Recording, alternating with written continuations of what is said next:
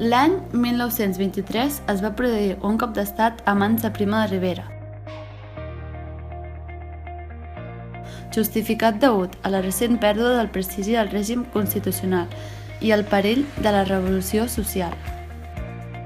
L'abril d'aquell any, el govern el presidia el Partit Liberal, liderat per García Prieto, i aquest tenia la intenció de fer una reforma constitucional que incloïa una major democratització del sistema, la reducció del poder de l'Església i un nou marc de relacions laborals, entre d'altres.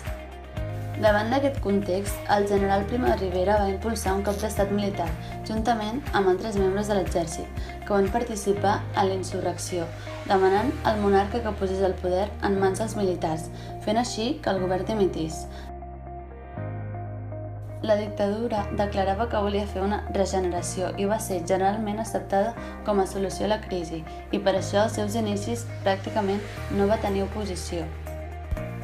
Aquest regeneracionisme es va concretar en una legislació social que regulava el treball de la dona, promovia la construcció d'habitatges per famílies obreres i impulsava una política d'obres públiques per reduir l'atur.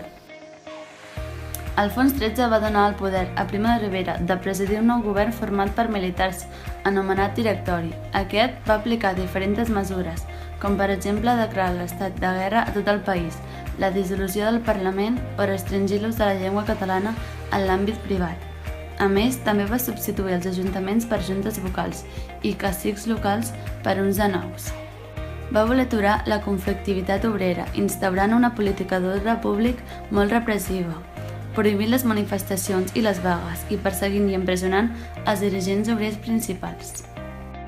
En un principi, la dictadura respectava la llengua i la cultura catalanes, però al setembre del 1923 es va redactar el decret per la repressió del separatisme, dissolent les institucions catalanistes, prohibint les manifestacions en català, l'ús públic de la senyera i la celebració del 11 de setembre i els Jocs Florals. En aquest aspecte, també es van perseguir la premsa, les institucions vinculades a la mancomunitat i algunes esglésies que es van negar a la total castellanització dels seus actes. A partir de la dictadura de Primo de Rivera van anar apareixent grups opositors, com ara els republicans, que van protagonitzar una campanya de desprestigi del règim tant nacional com internacional, alguns sectors de l'exèrcit organitzant conspiracions com la Sanjuanada. Els intel·lectuals i els universitaris van fer crítiques i denúncies contra la censura i la manca de llibertat d'expressió, on alguns van ser buscats i capturats com Unamuno, així com altres grups opositors, sectors catalanistes, l'oposició obrera i el PSOE.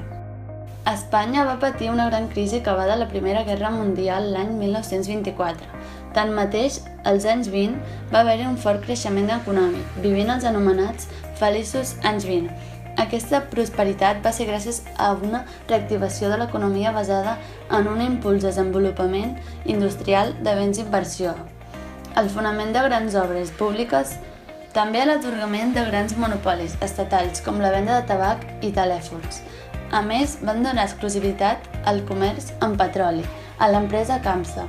Pel que fa al sector agrari, es crearen les confederacions hidrogràfiques per incrementar els rendiments i aprofitar els recursos.